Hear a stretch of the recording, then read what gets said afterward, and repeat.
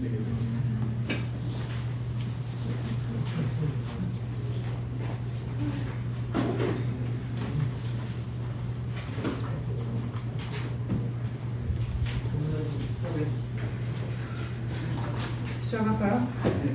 우리 교수님도 소개를 해드려야 되는 거 아니에요? 네, 한밭대학교 공동인사학과 정기석 교수님이시고요.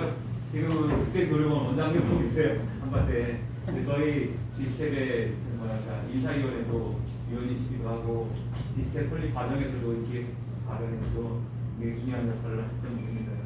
한 학기 동안 학생들하고 대전시 정책을 가지고 과학 산업 정책을 가지고 캡슐 디자인으로 과제를 진행하신 것 같아요.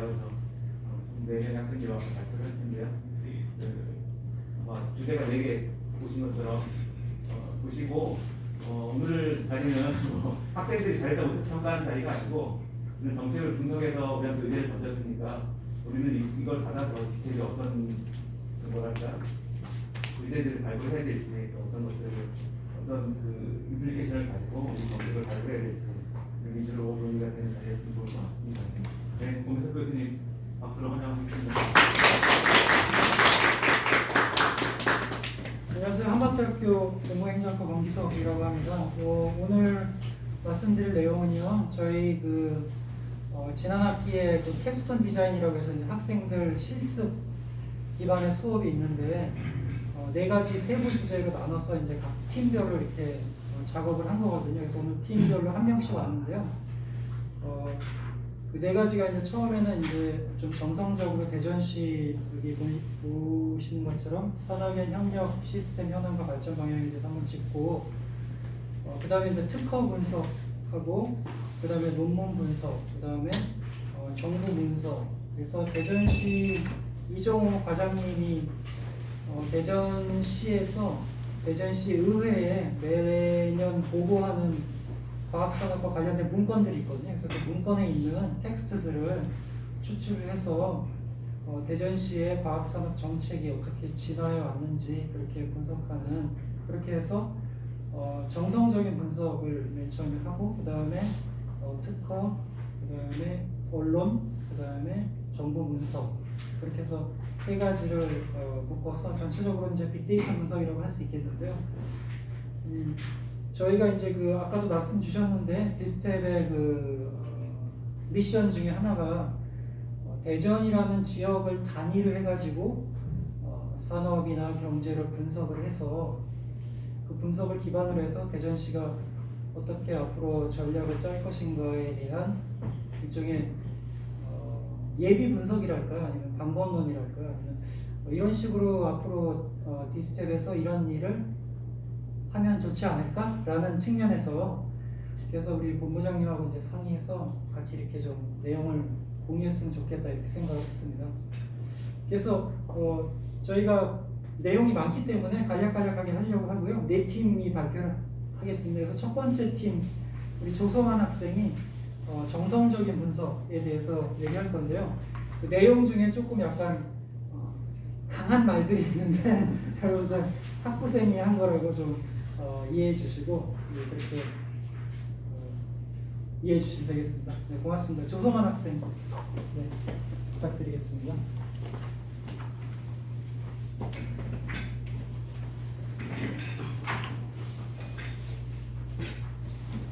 안녕하십니까. 처음으로 대전광역시의 산학연 협력 시스템 현황과 발전 방향에 대해 발표하게 된 조성환입니다.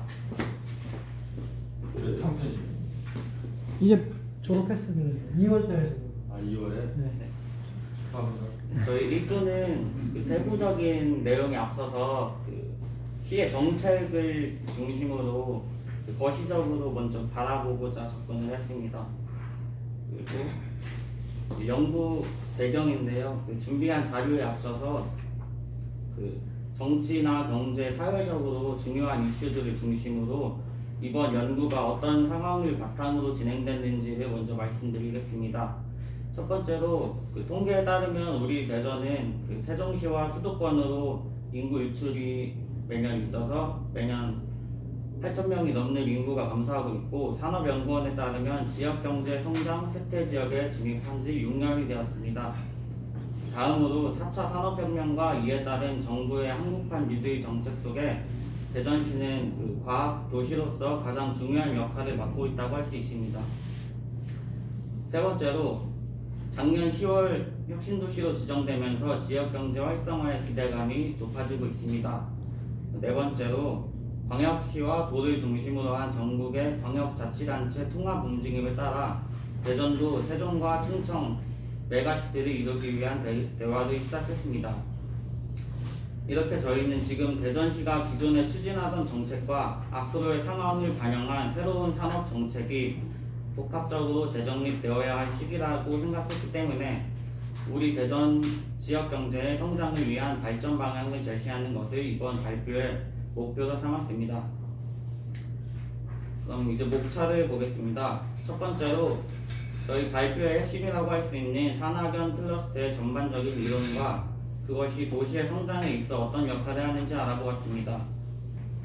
다음으로는 클러스터를 이루는 산학연이라는 세 가지 부품이 각자의 위치에서 제 역할을 하고 있는지를 통계와 그래프를 통해 문제점을 중심으로 살펴보았습니다. 세 번째로 정책의 결정자로서 대전시는 이렇게 주어진 자산을 어떻게 활용하고 있는지 알아보았습니다. 마지막으로는 앞서 살펴본 세 가지 자료와 언론을 통해 종합된 평가와 발전 방향을 제시하는 것으로 구성했습니다. 먼저 산학연 클러스터의 이론적 배경을 간략하게 말씀드리겠습니다. 산학연 협력은 산업계와 학계, 연구기관이 지리적으로 모여있게 함으로써 상호 협력하게 하는 것입니다. 이를 통해 관련 기관들은 각자의 고유한 기능을 통해 개발된 신기술과 지식을 공유하고 기업은 그러한 자원을 상품화함으로써 수익을 창출하고 이것이 고용 창출로 이어지는 선순환 구조를 유지하도록 설계된 시스템입니다. 아이디어를 사업화하는 혁신을 통해 지역의 경제 발전을 기여하고 일자리 문제를 해결하는 가장 중요한 요소라고 할 수 있습니다. 최근에는 산학연뿐만 아니라 정책 결정자로서 행정기관을 더해 클러스터의 체계성과 추진성이 보강된 산학연관 형태가 강조되고 있습니다. 이러한 클러스터 정책도 실패하게 되는 경우가 있는데 충남대학교 최인호 박사님의 논문에 따르면 그 주요 원인으로는 다음 네 가지를 들 수 있습니다. 네 가지 실패 원인 모두 대전시의 현재 상황으로 지적되는 요소들입니다. 따라서 이러한 관점에서 구체적으로 현황이 어떤지 분석해 보겠습니다. 먼저 통계 자료를 통해 산학연 순서대로 보겠습니다. 먼저 과학기술을 주로 활용하는 벤처기업을 중심으로 산업계를 진단했습니다. 첫 번째 그래프를 보시면 대전은 인구 대비 전국에서 가장 많은 벤처기업을 보유하고 있습니다. 대학들과 대덕 특구를 중심으로 창업을 위한 여건이 잘 마련되어 있기 때문이라는 평가를 받고 있습니다. 하지만 오른쪽 두 번째 그래프를 보면 대전 지역의 벤처기업은 5년 생존율로 봤을 때 최하위에 위치해 있습니다. 창업을 하기에는 여건이 양호하지만 지속적인 운영을 해나가기에는 열악한 조건을 가지고 있기 때문입니다. 창업 초기부터 흑자를 보기는 힘들기 때문에 적자를 메울 투자금 유치가 중요한데 왼쪽 아래 그래프는 이러한 투자를 받기 위한 환경이 제대로 갖추어지지 않았음을 뒷받침하고 있습니다. 마지막 그래프는 기업은 아니지만 기업의 활동을 돕는 각종 기관의 세종 이전 현황을 보여주고 있습니다. 이런 기관들이 같은 지역에 있으면 기업들은 간접적으로 도움을 받는 것으로 알려져 있는데 최근 3년간 기관들이 무더기로 세종행을 택하고 있습니다. 최근 혁신도시가 지정되면서 새 공공기관 유치에 대한 기대감이 커졌는데 반대로 대전을 떠나는 기관들이 더 많은 이 상황을 긍정적으로 바라볼 수 있느냐 하는 비판이 일고 있습니다.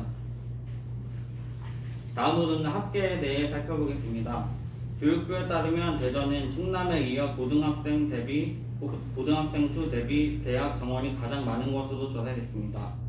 인구에 비해 대학이 많다는 걸로 볼 수 있는데 오른쪽 표 가운데 교육 막대 그래프를 보시면 수도권이 아닌 타 지방에서 고등학교를 졸업한 학생들이 대학에 진학하기 위해 대전으로 오는 경우가 꽤 많고 지역 청년 중 상당수가 졸업 후에는 취업을 위해 수도권으로 가고 있습니다.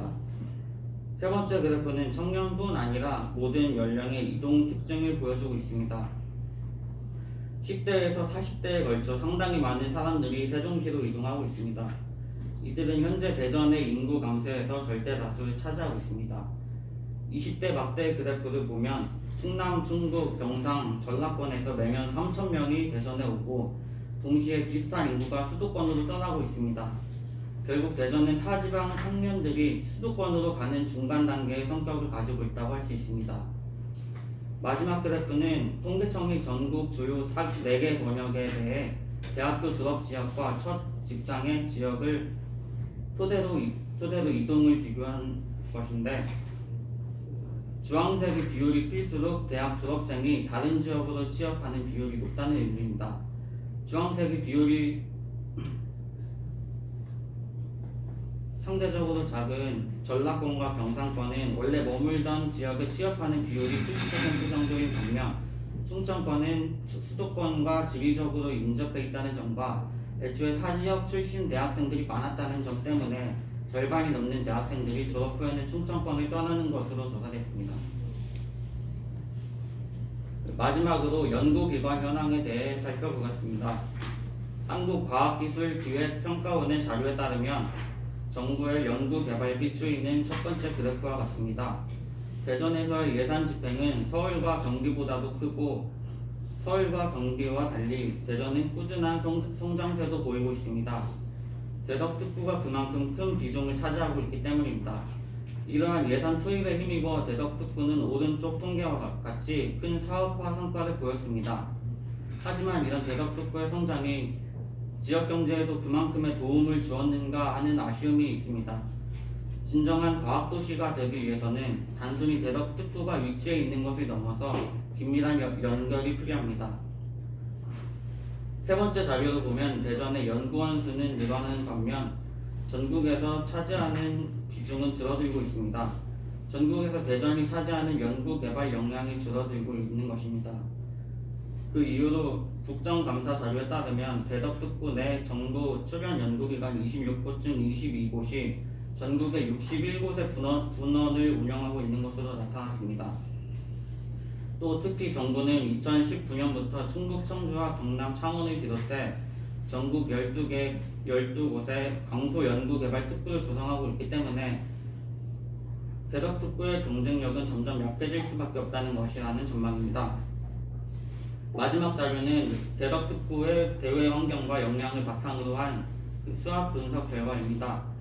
대전시는 국책사업 선정에 번번이 실패하는 등 역량이 부족하다는 평가를 받았고, 대덕특구는 지역의 기관들과 네트워크가 부족하다는 점이 중요한 단점으로 나왔습니다. 이렇게 알아본 문제점들을 해결하기 위해 대전시는 어떠한 정책을 펼치고 있는지 분야별로 대표적인 4가지 정책을 살펴보았습니다. 먼저 대덕특구 공간 구조의 효율을 높이고 지역과 네트워크를 강화하기 위해 연구개발특구 진흥재단과 함께 대덕특구 재창조 사업을 진행하고 있습니다. 이와 함께 시와 산학연 혁신 주체들 사이에서 컨트롤 타워 역할을 할 디스텝이 출범했습니다. 다음으로는 이 재창조 사업과 디스텝의 지원에 힘입어 지역 인재들이 성과를 만들어낼 스타트업 파크가 조성되고 있고, 여기서誕생한 신생 벤처기업을 지원하고 타 지역의 기업을 유치하기 위한 경제정책을 펼치고 있습니다.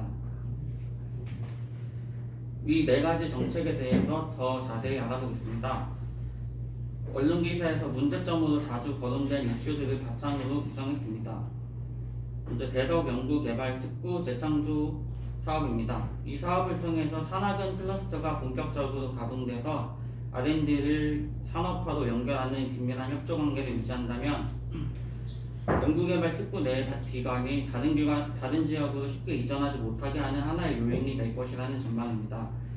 하지만 연구개발특구 재단 측은 대덕특구 마스터 플랜이 아직 확정되지 않았는데 대전시는 선도 사업을 계속 발표하고 있어서 지역사회에 불필요한 오해가 생길까봐 우려된다고 말한 바 있습니다. 또 지난 11월 18일 마스터 플랜 보고회를 가졌지만 비공개로 진행했다는 점에 대해서 시에 대한 시민 의견 수렴이 부족하다는 비판이 있었습니다. 이렇게 추진 과정에서 크고 작은 잡음이 들려 시민들로서 시에 대한 불신을 확산시킨다는 지적이 있었습니다. 다음으로 대전과학산업진흥원이 출범했다는 것입니다.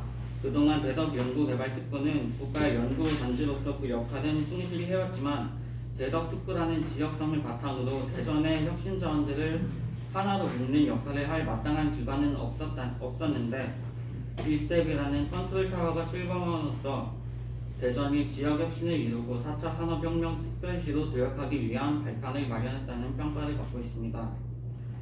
하지만 동시에 수련원의 인력이 파견되어 근무하는 새로운 형태라는 점에서 많은 우려가 있음을 확인할 수 있었습니다. 따라서 중앙정부와 대전시를 아우르는 과제 수행을 통해 성과를 낸다면 파견제도 또한 더 안정적으로 운영될 것이라는 목소리가 있습니다. 다음으로는 혁신창업 스타트업 파크가 조성되고 있다는 것입니다. 현재 대전시의 가장 큰 사업 중 하나로 중동을 비롯해 대전 곳곳에 조성 중인 스타트업 파크에 많은 청년들이 기대를 걸고 있습니다. 하지만 이에 대해 지역업계는 실질적인 고용 유발 효과가 더 큰 중소기업에 대한 지원책을 더 마련하는 것이 우선이라는 목소리를 내고 있습니다. 따라서 신생 벤처기업뿐만 아니라 지역 중소기업을 위한 정책을 확대할 필요가 있고, 아울러 스타트업 파크는 이전과 무엇이 다른지에 대한 홍보와 지속적인 성과가 필요합니다. 다음으로는 지역을 떠나는 기업들을 위한 우량기업 투자 유치 활동입니다. 이미 많은 기업들이 대전을 떠나고 있지만 대전시의 기업 유치를 위한 정책은 성과를 내지 못하고 있습니다. 특히 부산시와 성남시, 세종시와 같은 지자체들은 기업에게 먼저 다가가 파격적인 혜택을 제시하기도 하는데, 대전은 기업들이 입주하기에 좋은 조건을 가진 도시임에도 불구하고 지원 정책을 제시해놓을 뿐 별도의 적극적인 노력은 하지 않았다는 평가를 받고 있습니다. 최근 TJB 뉴스에 대전시 대외협력본부 관련 보도는 이를 뒷받침하고 있습니다.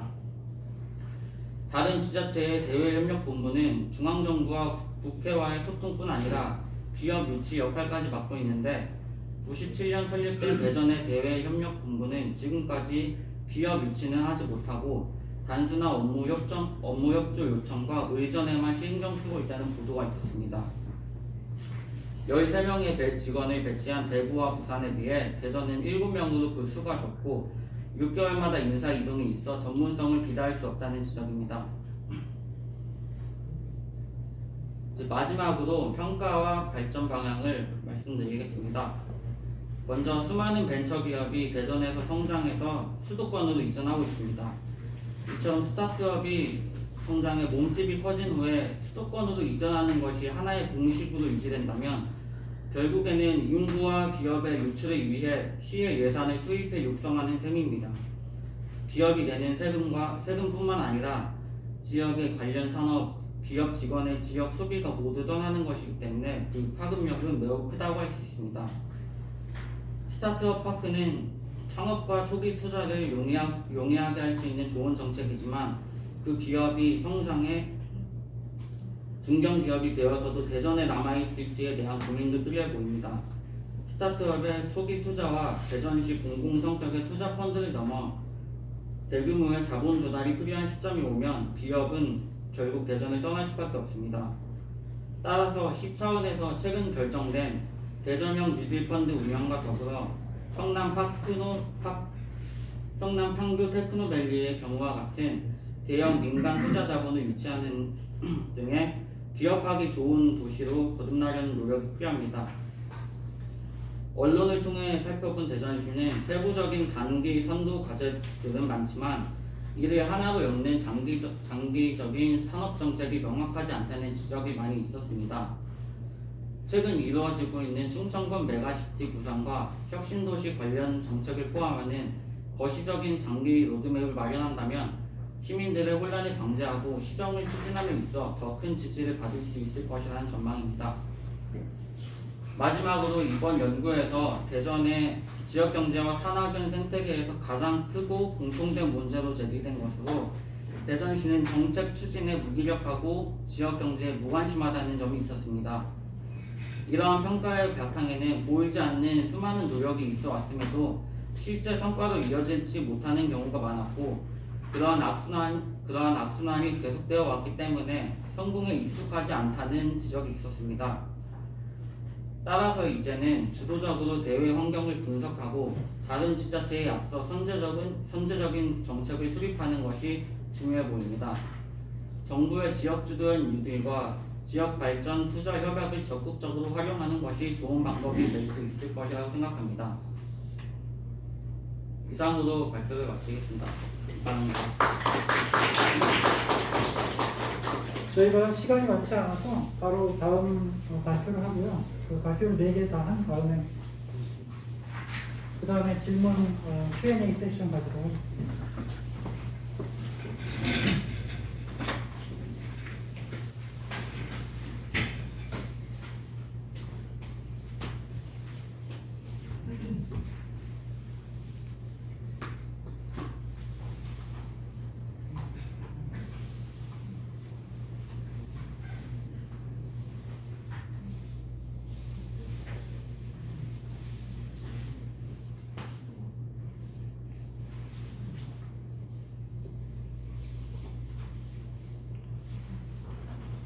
오른쪽 클릭해서 어도비로 여기 지금 배치가 있는 오른쪽 클릭 그래서 연결 프로그램에서 PDF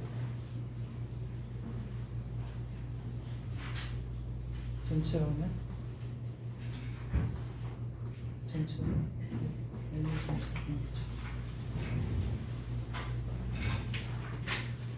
안녕하세요. 대전시 언론 분석을 통한 지역산업 이슈 동향 발표를 맡게 된 이승현입니다.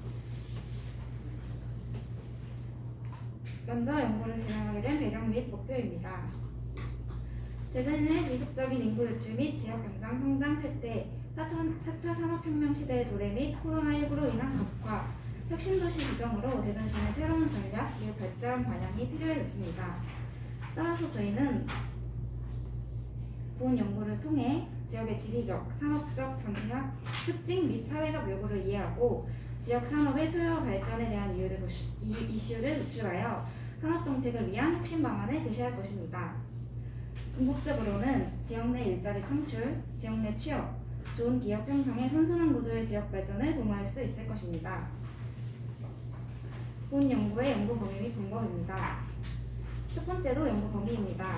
연구 대상으로는 대전시 주요 5대 언론으로 선정된 대전일보, 중동일보, 충청투데이, 굿모닝 충청, 디트뉴스입니다. 기간은 2016년 1월 1일부터 2020년 9월 31일로 설정했습니다. 지역 경제와 지역 산업이라는 키워드를 설정하여 특정 기사를 검색해냈습니다. 연구 방법으로는 빈도 분석 방법과 네트워크 분석 방법을 이용했습니다. 자세한 방법은 시간 문제로 생략하도록 하겠습니다. 해당 방법을 통해 얻어낸 결과입니다. 결과는 앞서 말씀드렸듯 빈도 분석과 네트워크 분석 두 가지의 방법으로 진행했습니다. 타 지역과의 비교를 위해 대전뿐만 아니라 세종, 천안, 아산의 지역의 빈도수 및 분석, 네트워크 분석 또한 진행했습니다. 먼저 빈도 분석입니다. 2016년부터 2020년도까지의 키워드 상위 빈도수 10개를 분석해 보았습니다. 세 지역 모두 일자리, 활성화, 기업이라는 키워드가 포함되어 있는 것을 확인해 보실 수 있습니다. 다음으로 각 연도별 상위 빈도수 10개입니다. 2016년의 경우 세종시의 키워드 에너지가 포함되어 있는 것이 특징입니다. 2017년의 경우 2016년에 등장한 4차 산업혁명과 관련된 키워드 4차가 대전 세종시에는 포함되어 있으나 천안 아산시에는 포함되어 있지 않은 모습을 확인하실 수 있습니다.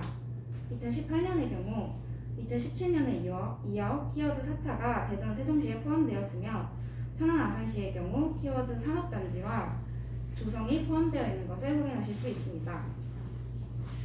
2019년의 경우 천안 아산시에 유치라는 키워드가 포함되어 있는 것을 확인하실 수 있습니다. 2020년의 경우 2019년도 말에 새로 등장한 바이러스 코로나19 키워드가 세 지역 모두 상위 빈도수 10개에 포함되어 있는 것을 확인하실 수 있습니다. 윈도스 분석의 공통점과 차이점입니다. 먼저 공통점입니다. 첫 번째로 활성화 키워드가 있습니다. 세 지역 모두 활성화가 상위 윈도스 10개에 포함되어 있습니다. 이를 통해 세 지역이 지역경제 활성화에 관심을 가지고 노력을 기울인 것을 확인하실 수 있습니다. 두 번째로 일자리 키워드입니다.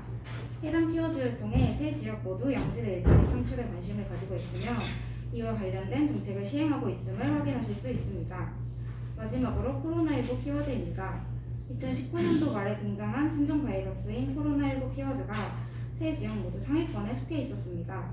이를 통해 세 지역 모두 코로나19로 위축된 경기 침체를 극복하기 위해 노력하고 있음을 알 수 있습니다. 다음으로 차이점입니다. 2016년 세종은 에너지 키워드가 상위 윈도스 3위에 포함되어 있었습니다. 이를 통해 세종시가 2016년도에 타 지역에 비해 사물 인터넷 기반 사업에 많은 관심을 보인 것을 알 수 있습니다. 2020년에는 스마트 키워드가 상위 윈도스 10개에 포함되었습니다. 이를 통해 스마트시티, 스마트팜과 같은 생활 SOC에 많은 관심을 가지고 있는 것을 확인하실 수 있습니다. 다음으로 산업단지 키워드입니다. 2016년부터 2020년까지 천안은 산업단지 키워드가 모두 상위 윈도스 10개에 포함되었습니다. 이를 통해 천안 아산시는 2016년도부터 산업단지의 타 지역보다 더 많은 노력과 관심을 기울인 것을 확인하실 수 있습니다. 다음으로 네트워크 분석입니다. 먼저 그림을 보여드린 뒤 분석 내용은 표로 보여드리도록 하겠습니다. 2017년도 네트워크 분석 그림입니다. 2018년 네트워크 분석 그림입니다. 2019년도 네트워크 분석 그림입니다.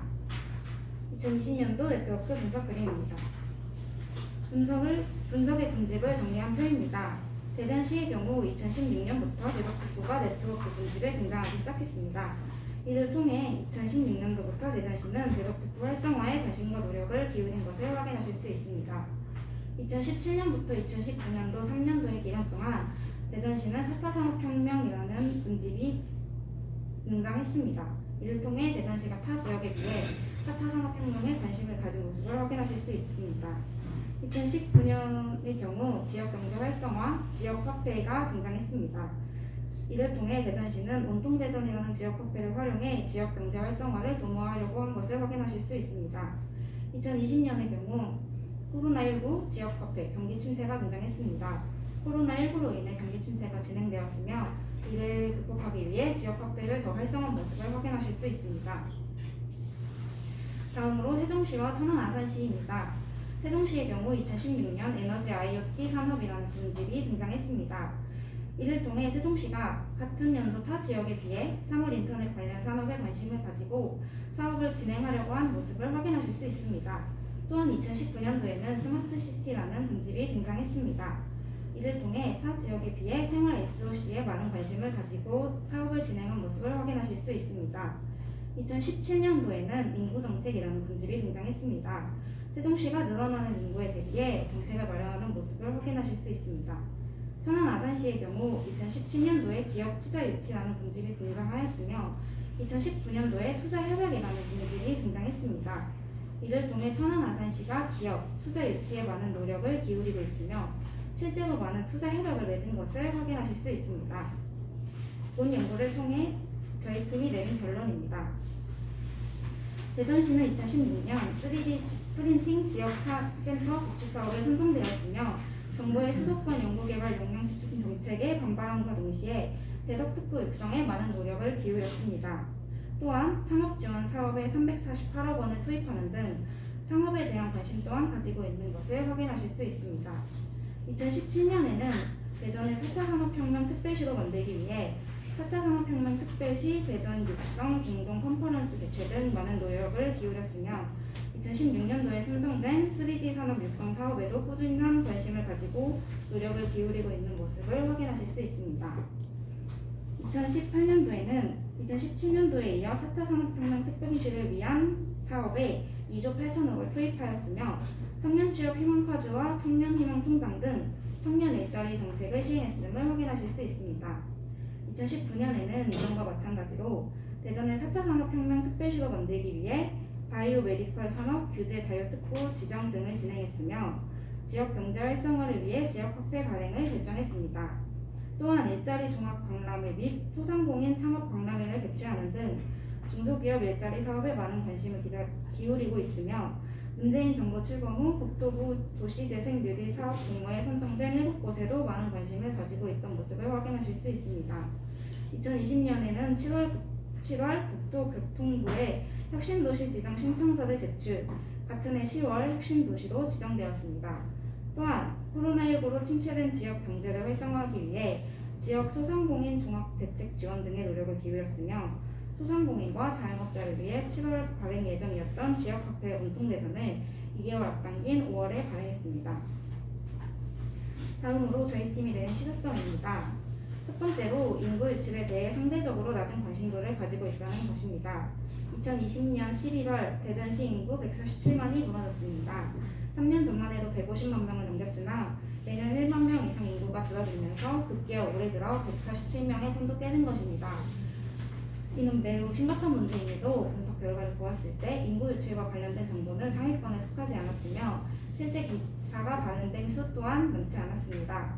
대전시는 인구 유출 문제에 대해 지속적인 관심을 가지고 이를 해결하기 위한 방향을 제시해야 하며 홍보 또한 필요합니다. 두 번째로 꾸준한 관심 및 홍보에도 여전히 대전의 3위라 불리는 대덕특구입니다.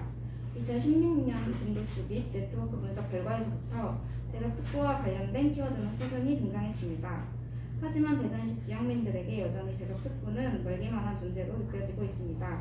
이에 대전시는 지역민과 대덕특구 사이의 거리감을 좁힐 수 있는 방안을 마련해야 합니다. 세 번째로 기업 투자 유치 성공률 증가 필요입니다. 지역 경제를 활성화하기 위해서는 기업 투자 유치가 필요합니다. 이와 관련된 분석 결과를 가지고 있던 천안 지역의 경우 기업을 끌어들이기 위해 기업 인허가 기간을 대폭 단축하는 등의 유인책을 마련했습니다. 대전시 또한 기업의 흥미를 끌 수 있는 정책을 마련해 타 지역으로 빠져나가는 기업과 투자를 대전시로 모아야 합니다. 이상으로 발표 마치도록 하겠습니다. 감사합니다. 다음 세 번째 특허 분석인데요. 키프리스에서 대전시를 주소로 지도하는 특허를 다운을 받아서 분석을 했고요. 그 다음에 이제 대전시 협조를 받아서 연구단지에서 연구단지에서 인큐베이팅 기업에 대해서 어떻게 지원하고 있는지에 대한 그 데이터를 받아서 연구단지 연구소들이 어떤 기업들한테 지원을 해주는지 거기에 대한 분석을 했거든요. 네. 분석 발표 듣겠습니다. 네, 안녕하세요. 저는 공공행정학과 이동이라고 합니다. 먼저 발표에 앞서서 저희가 많은 데이터와 결과들로 인해 중간중간 빠르게 넘어가는 부분이 있음을 양해 바랍니다. 분석 결과를 위주로 발표를 해드릴게요.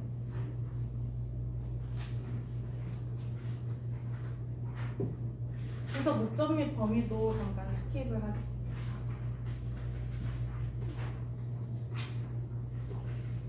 먼저 결과를 보시면 대전 지역 기술 변화를 특허 IPC 기준을 중심으로 발표를 하겠습니다. 먼저 IPC라고 하시면 되게 생소하실 텐데 그거는 국제 특허 분류로 저희가 국제 특허 분류로 국제적으로 많은 나라들에서 사용하는 특허 분류 기준입니다. 먼저 연도별 특허 분석을 보시면 이를 비교가 쉽게 누적 그래프로 나타냈는데요. 먼저 위생학, 의학 또는 수의학이 2020년에 전년도에 비해서 많이 증가한 것으로 보이는데 이는 코로나 바이러스와 관련한 현상으로 보입니다. 그리고 전기통신기술도 가장 많은 압도적인 수로 등록을 했다고 보실 수 있습니다. 다음은 산학연 특허 분석입니다. 출연량이 70% 이상으로 온전한 대전의 기술이라 보기 어려울 것 같아서 산학연으로 나눠 분석을 진행하였습니다. 재분류 기준으로 빈도 분석을 했을 때 산학연 모두 물리학, 전기, 처리 조작, 생활 필수품 등을 주로 특허 등록을 했음을 알 수 있었습니다. 보기 쉽게 특허 누적 그래프로 나타내보면 물리학 분야와 전기 분야가 가장 특허 등록이 많은 것으로 나타났습니다. 그리고 전체적인 출원의 개수로는 영국계가 압도적인 수지만 하위에 있는 고정 구조물과 섬유, 지류 분야에 있어서는 산업계가 가장 높은 것으로 나타났습니다. 다음으로 중분류 분석입니다. 중분류 기준 분석은 상위 5개로 나타냈는데 이는 산학연 모두 5개 분야가 순위만 다르고 분야가 같다는 것을 볼 수 있습니다. 특징적으로 대분류에서는 사위였던 생활 필수품 분야인 위생학, 의학 또는 수의학 분야가 중분류에서 큰 비중을 차지한다는 것을 알 수 있습니다. 특히 의학 분야는 상대적으로 연구계보다 산업계와 학계에서 많은 비중을 두고 개발을 했다는 것을 알 수 있습니다. 전체적인 중분류 순위입니다. 전기통신기술, 측정 시험, 기본적 전기 소자 순으로 빈도수가 높은 것을 알 수 있습니다. 다음 요약 및 시사점인데 여기서 시사점만 보고 간다면 주요 기술 분야인 탑5가 뭐냐면 전기통신기술, 전기소자, 계산, 측정, 의학 분야에 꾸준한 특허 등록으로 특화된 기술을 보유할 수 있을 것 같습니다. 그리고 코로나 사태로 인한 의학 분야 특허 등록이 2배 이상 증가할 수 있었던 것은 이전부터 꾸준한 특허 등록이 있었기 때문으로 보았습니다. 그래서 특화된 분야에 대한 꾸준하고 장기적인 지원이 필요하다고 보았습니다. 다음은 특허 출원인 분석을 중심으로 대전 지역 기술 공급의 주체 분석입니다. 먼저 출원인 분석은 빈도수 5 이상을 기준으로 산학연으로 분야를 나눠서 분석했습니다. 그 결과 산업계는 한원시스템 주식회사, 학계는 충남대학교 산학협력단, 연구계는 한국에너지기술연구원이 압도적으로 1위를 차지한 것을 보실 수 있습니다. 이를 보기 쉽게 비율로 나타낸 것입니다. 연구계가 73%, 학계가 14%, 산업계가 13%를 차지했습니다. 그중 산업계의 비율로 보면 한원시스템 주식회사가 26%로 4분의 1을 넘게 비중을 차지하는 것으로 보입니다. 이렇게 순위가 높은 출원인들을 조사해봤을 때 한원시스템 주식회사는 대전 대덕구에 위치한 공기정화장치 제조업이 주된 산업인 회사로 원본 데이터와 비교한 결과 앞서 살펴본 IPC 분석에서 산업계 중분류에서 2, 3위였던 산술 논리 연산 범주와 측정 시험 범주에 많은 비중을 두고 있는 것으로 나타났습니다. 다음으로는 학계에서 충남대, 한밭대, 한남대, 배재대 순서로 이는 대덕연구개발특구에 입주한 교육기관으로서 영향을 많이 받은 것으로 보입니다. 연구계에서는 한국에너지기술연구원이 4분의 1 이상을 차지했고 상위 5개 출원인이 전체 연구계 출원인의 70% 정도나 차지했습니다. 다음으로 공동 출원을 분석하기 위해서 네트워크 분석을 하여 연결 중심성을 기준으로 산학연의 공동 출원 순위를 살펴보았습니다. 이를 단순 출원인 빈도 분석과 비교하여 어떤 기관이 공동 출원을 많이 하는지 알 수 있습니다. 먼저 산업계 결과는 연결 중심성 기준으로 보면 단순 산업계 출원 등록 빈도수의 2, 3, 4위, 10위를 제외하고 나머지는 순위 바뀌고 출원 등록 빈도수가 아주 높은 것들을 제외하고는 공동 출원이 이루어지지 않았습니다. 여기서 네트워크 분석 결과 연결 중립성이 가장 높게 나온 현대자동차 주식회사의 네트워크를 살펴봤습니다. 현대자동차는 대전 지역의 기업이 아님에도 불구하고 같은 자동차 부품 산업인 한원시스템 주식회사뿐만 아니라 충남대학교, 한국과학기술원, 한국에너지기술연구원 등 산학연 세 부문과 모두 활발하게 교류하는 것을 알 수 있습니다. 다음으로 단순 출원 등록 빈도수가 1위로 나옴에도 불구하고 연결 중심성이 0인 한원시스템 주식회사에 대해 알아보겠습니다. 한원시스템 주식회사는 자동차 열 관리 시스템을 생산하는 회사로 대전 지역의 우량 기업입니다. 일반인에게는 많이 알려져 있지 않지만 세계적으로 입지가 단단한 회사라고 볼 수 있습니다. 여기서 출원 등록이 많은 이유는 현대차 다음으로 국내 최대 규모의 자동차 부품사라고 합니다. 그래서 단순 출원 빈도수가 많은 것으로 보았습니다. 다음으로 학계의 결과는 대전에 위치한 대학교를 중심으로 살펴보면 충남대학교는 여전히 1위로 학계 중에서 가장 연결 중립성이 높고 출원 등록수도 많습니다. 또한 연결 중심성으로 보면 상대적으로 출원 등록 빈도수가 낮았던 대전보건대학교, 대전대학교, 모건대학교는 순위에 있지 않은 0으로 공동 출원수가 낮은 것으로 나타났습니다. 마지막으로 연구계 결과입니다. 단순 출원 빈도수가 1위인 한국에너지기술연구원은 3위였던 한국과학기술원보다 연결 중심성이 거의 8배 이상으로 차이나는 것으로 보아 공동 출원에는 비중을 많이 두지 않은 것으로 보입니다.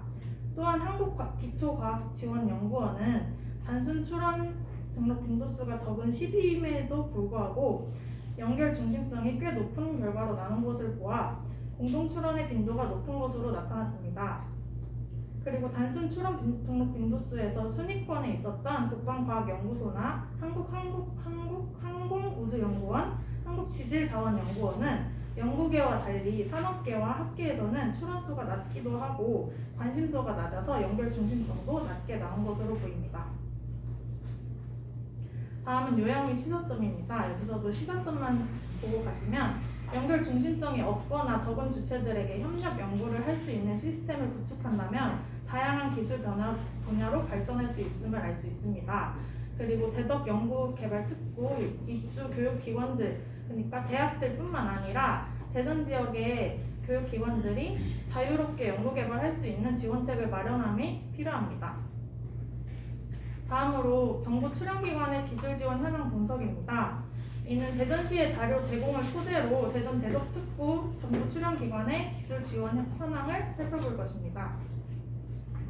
먼저 대덕특구 정부 출연연대 입주 기업은 전체 147개 기업에 대한 지원 내용 중 입주 지원이 74개, 창업교육센터 42개로 대부분 생활 관련 지원을 주로 했습니다. 세부사항을 보면 나노종합기술원의 입주 기업은 다른 기관보다 평균 입주 기간이 2배 이상으로 길며 주로 기술 지원을 받는 것으로 나타났습니다. 그리고 한국천문연구원은 한 개의 기업에만 8년의 장기간 동안 연구 지원을 했는데 원본 데이터 검색 결과 광학렌즈를 생산하는 주식회사 그린과학의 연구 장비 공동 활용으로 지원하는 것으로 나타났습니다. 다음은 입주기업연구소 현황입니다. 입주기업연구소는 전체 64개 기업연구소에 대한 지원 내용 중 기술 지원이 22개로 입주기업에 비해 기술 지원의 비율이 높았습니다. 세부사항을 보면 한국화학연구원은 지원기업연구소가 수가 가장 많고 지원기관 중 유일하게 기술 지원을 했습니다. 또 하나 특징적으로 한국천문연구원은 입주기업과 동일한 기업연구소에 같은 기간 동안 연구 지원을 한 것으로 보아 그린과학 주식회사와 오랫동안 꾸준하게 공동 연구를 하고 있는 것으로 예측할 수 있습니다. 다음으로 입주기업이 아닌 기술 지원을 받은 기업의 현황을 대전 지역과 대전 외 지역으로 나누어 살펴보겠습니다. 전체 지원 기업 수를 봤을 때 총 812개 기업 중 258개의 대전 기업에 기술 지원을 하는 것으로 보아 타 지역보다 대전 지역에 확실히 많은 지원을 하는 것으로 보입니다. 지원 담당 기관을 보면 한국기계연구원은 대전 지역뿐 아니라 타 지역의 기업에도 많은 기술 지원을 하고 있고 국가핵융합연구소는 타 지역 기업에 기술 지원을 많이 하는 것으로 나타났습니다. 지원 분야를 보면 대덕특구 정부 출연기관들은 주로 제조업 분야에 많은 지원을 하는 것으로 보입니다. 다음으로 지원 내용을 살펴보면 대전 지역과 타 지역 모두 기술 지원, 패밀리 기업 지원이 대부분이었고 대전 지역에만 정보 제공을 한 내용이 있었습니다. 그리고 대전 외 지역의 순위를 살펴보니 경기, 서울에 대한 지원이 타 지역보다 압도적으로 많은 것을 알 수 있습니다. 이 순위를 토대로 대전 외 지역과 대덕특구 정부 출연원의 네트워크를 살펴보겠습니다. 순서는 왼쪽부터 가장 기술 지원이 많은 지역 순으로 오른쪽으로 나타냈습니다. 다른 지역보다 경기 지역의 국가핵융합연구소의 연결성이 가장 높은 것으로 보입니다. 또한 오른쪽 위를 보면 한국과학기술정보원, 한국표준과학연구원, 선박해양플랜트연구소, 국가수리과학연구소는 대전 외 지역과 연결성이 없는 것으로 보아 대전의 기업에만 기술 지원을 한 것으로 보입니다. 마지막으로 시사점입니다. 대덕특구 정부 출연연대 입주기업과 기업연구소 중 평균 입주 기간이 짧은 곳에는 단기적으로 입주 공간만을 제공하는 경향이 많은 것으로 나타났습니다. 따라서 앞으로는 실질적인 지원인 기술 지원이 장기적으로 이루어지는 게 바람직하다고 볼 수 있습니다. 마지막으로 저희가 내린 결론입니다. 기존의 꾸준한 연구를 바탕으로 코로나 사태 이후에 의학 분야 특허가 2배 이상 증가할 수 있었던 배경이 되었듯이 대전의 주요 기술 탑5 분야에 대한 연구 지원을 지속하여 특화하는 것이 대전 과학기술 발전에 이바지할 수 있을 거라고 생각했습니다. 그리고 공동 출원을 많이 한 출원인들의 협력 연구에 대한 지원과 더불어 출원 수는 높지만 공동 출원이 적은 기업 주체들, 예를 들면 한우시스템 같은 회사들이 서로 협력할 수 있도록 지방 정부에서 지원해준다면 효과적으로 지역의 기업들이 성장할 수 있을 것입니다. 또한 대덕특구 정부 출연은 내 입주 기업과 연구소에 대한 단순한 입주 공간 제공과 같은 생활 관련 지원이 아니라 실질적인 개발에 대한 지원이 필요하다고 생각했습니다. 그리고 패밀리 기업에 대한 지원이 많으므로 대전 지역의 패밀리 기업을 늘렸으면 좋겠다는 생각을 했고, 이와 같이 대덕특구 정부 출연연이 지역기업에 소극적인 지원을 하는 경향을 없애려면 대덕특구의 공공기관의 본질적인 미션을 지역기업에 지원할 수 있는 쪽으로 바꿔서 좀 더 적극적인 지원을 유도해야 한다고 생각했습니다. 네, 감사합니다.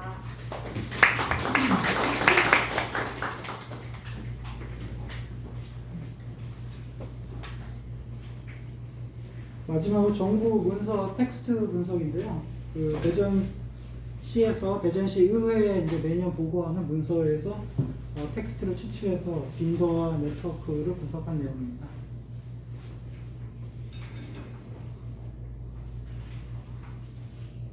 너무 빨리 했나 이런 식으로 때문에.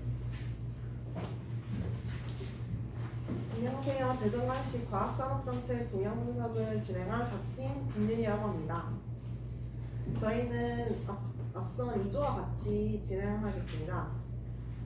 저희는 대전광역시 연구 배경을 3가지의 배경으로 나눠봤는데요. 첫 번째는 정책적 배경으로 대전이 4차 산업특별시의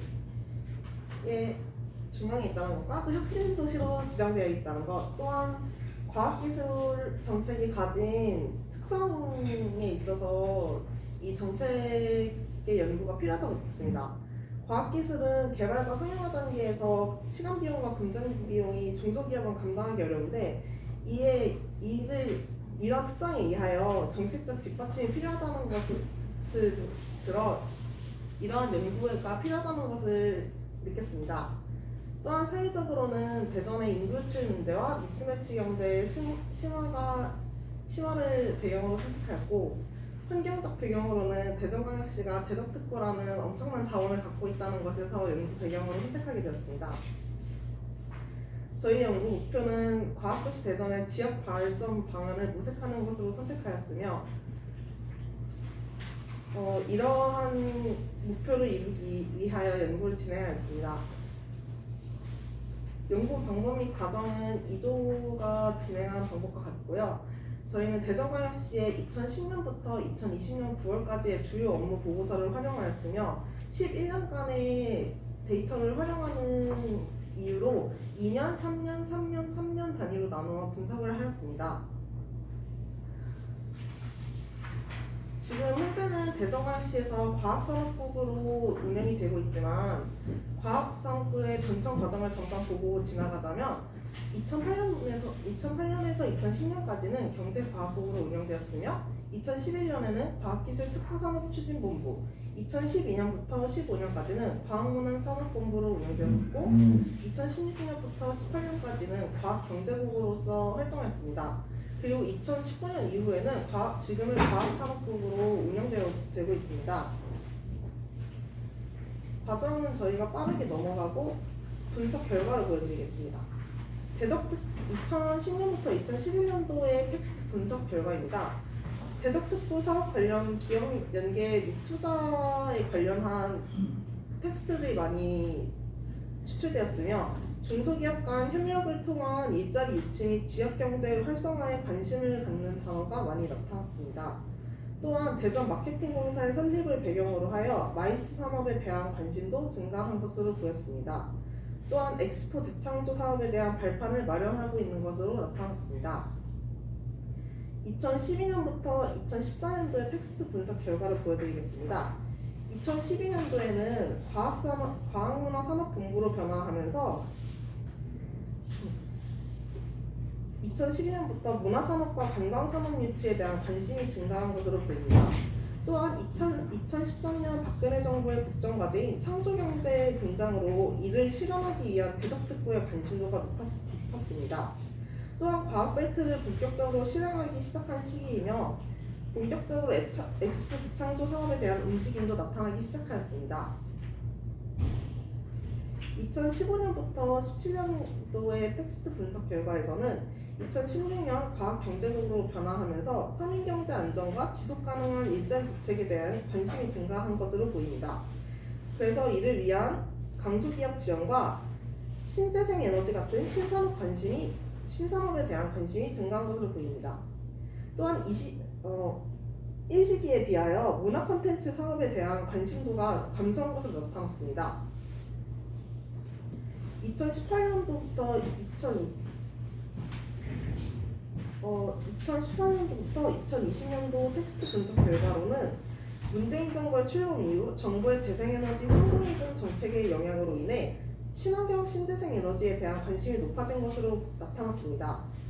또한 4차 산업혁명 관련 기술 및 산업에 대한 관심이 증가했으며 더불어 이에 대한 기술 및 산업에 대한 R&D 관심도도 증가한 것으로 보였습니다.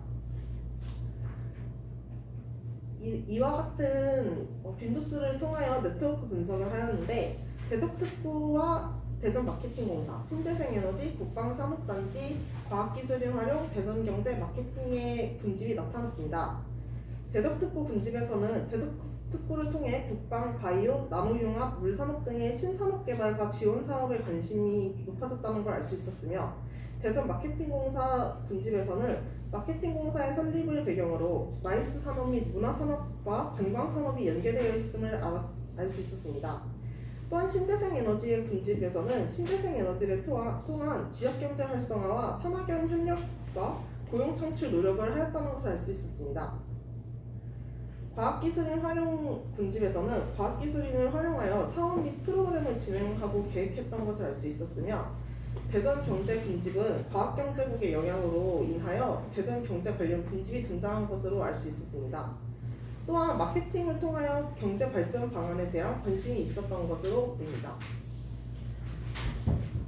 2012년도부터 14년도까지는 마이스 산업과 과학관광, HD 드라마타운, 대덕특구, 충청권 통합, 산업융합에 대한 분집이 나타났습니다. 산업융합에서는 산업융합을 통한 경제활성화와 고용 창출 노력을 한 것으로 보이며 과학관광 분집에서는 대전의 과학관광 자원을 활용하여 관광산업을 개발한 것으로 보입니다. 또한 HD 드라마타운을 통하여 문화 콘텐츠 산업에 대한 정책이 많이 발생했던 시기인 것 같습니다. 또한 대덕특구 분집에서는 창조경제를 바탕으로 하여 대덕특구와 학계 협력이 등장하면서 산학연 협력이 나타나기 시작하는 것으로 보였습니다. 또한 충청권 통합 분집에서는 관광산업에 있어 충청권을 통합하려는 움직임이 있었다는 것을 알 수 있었습니다. 2015년에서 2017년도 네트워크 분석 결과로는 대덕특구와 R&D, 소프트웨어 산업, 기술지원 산업, 과학기술인 활용, 과학관광의 분집으로 나타났습니다. 대덕특구 분집의 경우 기존 시기와 달리 과학 분야에서만 활용되던 대덕특구가 경제, 창업, 드라마, 마케팅과 같은 새로운 주체들과 네트워크가 생기기 시작하였으며 R&D 분집에서는 이 시기와 다르게 1시기와 2시기와 다르게 R&D에 대한 관심이 크게 나타난 것으로 보였습니다. 또한 R&D를 통해 지역 기업과 연구소의 네트워크가 새로 생기기 시작하였습니다. 기술지원 사업 분집에서는 지역 내 기업의 기술지원 사업에 대한 관심이 높아졌으며 민관 협력에 대한 관심도가 증가했음을 알 수 있었습니다. 또한 소프트웨어 산업 분집에서는 4차 산업혁명에 힘입어 IT 및 소프트웨어 산업에 대한 정책적 관심도가 높아졌음을 알 수 있었으며 과학기술인 활용 분집에서는 과학기술인의 활용도가 1시기에 비하여 굉장히 증가하였으며 과학 분야뿐 아니라 경제, 국방, 반려동물, 지역 등에까지 활용되는 것을 알 수 있었습니다. 또한 과학경제국의 등장으로 인하여 지역경제 관련 노드들도 등장하였으며 산학연 협력이 본격적으로 등장한 시기이기도 합니다. 또한 과학관광 분집에서는 기존의 대전이 갖고 있는 과학관광 자원을 활용한 과학관광 정책이 계속됨을 알 수 있었습니다. 2018년도에서 20년도 네트워크 분석 결과에서는 지식재산, 대덕특구, 신재생에너지, 정보통신기술, 4차 산업혁명, 디스텝, 산업융합 분집이 나타났습니다. 지식재산 분집은 지식재산과 관련된 여러 신산업에 대한 분집이 새롭게 등장하면서 지식재산에 대한 정책적 관심도가 높아졌음을 알 수 있었습니다. 또한 대덕특구 분집에서는 신재생에너지 관련 노드들이 대덕특구의 분집에서 나타나기 시작하였으며 상시기와 동일하게 지역경제와도 네트워크가 형성되어 있는 것을 알 수 있었습니다. 신재생에너지 분집에서는 문재인 대통령의 재생에너지 3020 정책으로 인해 신재생에너지의 네트워크 분집이 강하게 형성되는 것을 알 수 있었습니다. 기존 1시기의 신재생에너지 분집과 다르게 태양광 수소 산업에 대한 초점이 맞춰져 있었습니다. 정보통신기술의 분집이 새로 나타나게 되는데요. 3시기의 IT와 소프트웨어 산업 이후로 새로운 4차 산업 기술인 ICT의 등장이 나타났습니다. 또한 4차 산업혁명의 분집이 직접적으로 등장하기 시작하였습니다. 산업, 정부, 연구소의 협력 네트워크 구축을 위하여 노력하는 모습도 보였습니다. 또한 디스텝의 분집이 따로 나타나게 되는데 디스텝을 통해 산학연 협력을 시도하고 과학정책의 R&D를 위한 발판을 마련한 것으로 보입니다. 또한 산업융합 분집에서는 여러 산업과 주체들을 융합하려는 움직임이 이 시기에 이어서 재등장한 것으로 보입니다. 이 시기와 다르게 문화 콘텐츠 산업과 과학 산업의 융합이 등장하게 되었습니다. 이건 2010년도부터 2020년도까지의 네트워크 분집 변화이고요. 결론 및 제안을 말씀드리겠습니다. 2010년부터 2011년까지에는 경제과학국의 영향으로 일자리 또는 경제와 같은 키워드와 분집이 등장하였으며 대전마케팅공사 설립과 대덕특구의 활용도에 대한 관심이 큰 시기였습니다. 또한 2012년부터 2014년까지는 HD 드라마 타운으로 인하여 문화사업에 대한 관심도가 증가하였고 처음으로 충청권 통합에 대한 움직임이 나타나기 시작한 시기입니다. 2015년부터 2017년까지는 고경력 과학기술인을 활용하여 지역경제 활성화와 산업지원에 대한 정책적 관심이 있었던 시기이며 대덕특구에 대한 관심도가 지난 시기에 비해 다소 감소한 것을 보였습니다. 2018년부터 2020년도에는 4차 산업혁명의 등장으로 정보통신기술의 관심도 증가와 더불어 디스텝 설립에 관심이 굉장히 컸으며 새롭게 등장하는 지식재산과 태양광, 수소 등의 신재생에너지에 대한 관심이 증가한 것으로 보였습니다. 이를 통하여 저희는 세 가지 제언을 하게 되었습니다. 첫째, 대전광역시는 세종, 충남, 충북 등과 협력하여 충청권을 통합하려는 노력이 필요합니다. 기업 또는 유능한 인재들과 청년들이 수도권으로 이전하는 인구출이 심각한 상황이지만 충청권 통합에 대한 정책적 관심은 2012년에서 2014년까지의 시기에서 단 한 번만 등장한 이후 등장하지 않았습니다.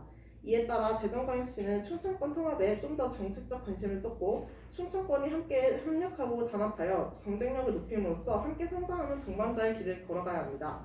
둘째, 다소 저조해진 산학연 협력을 증진하여 대덕특구와 타 주체들 간의 협력 네트워크를 구축해야 할 필요성이 있습니다. 대덕특구의 고립화가 심해지는 상황에서 산학연 협력은 이러한 대덕특구의 문제점을 해결할 수 있는 방안으로서 작용할 수 있을 것으로 보입니다. 하지만 이러한 기대와 달리 대전광역시의 과학기술 산업 정책에서 산학연 노드는 2015년에서 2017년 대덕특구 분집 외에 그 이후의 대덕특구 분집에서는 발견할 수 없었습니다. 이러한 점에서 기존보다 저조해진 산학연 협력에 대한 관심도를 상승시켜야 할 필요가 있습니다. 셋째, 대전과학산업진흥원과 대덕특구의 네트워크 강화를 통해 협력관계를 구축해야 합니다. 디스텝은 설립 목적인 지역혁신을 위해서 디스텝을 중심으로 대덕특구와 산업, 대학, 청년과 같은 여러 주체 간의 연결성을 높여야 하며 이를 위해 대덕특구와 디스텝을 경고한 네트워크가 필수적입니다. 대학은 대덕특구와 협력하여 지역사회의 발전을 방안을 모색하고 대덕특구는 기업의 기술 이전과 테스트베드를 제공하며 기업의 성장을 이끌어내야 합니다. 그를 통해 대전 내 일자리를 증가시키고 청년 유출을 감소시키는과 동시에 대전 내 미스매치 경제를 해결하는 선순환 구조를 실현시키는 것이 바람직합니다. 네, 발표 마치겠습니다.